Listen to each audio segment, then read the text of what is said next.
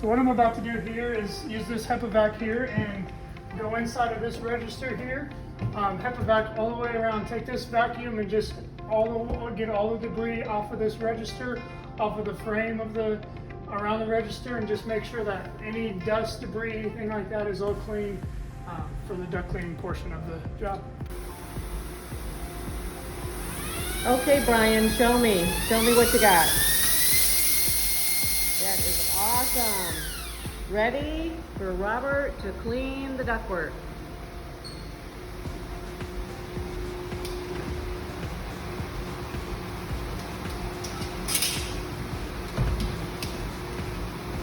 Don't have to worry about allergies in this house.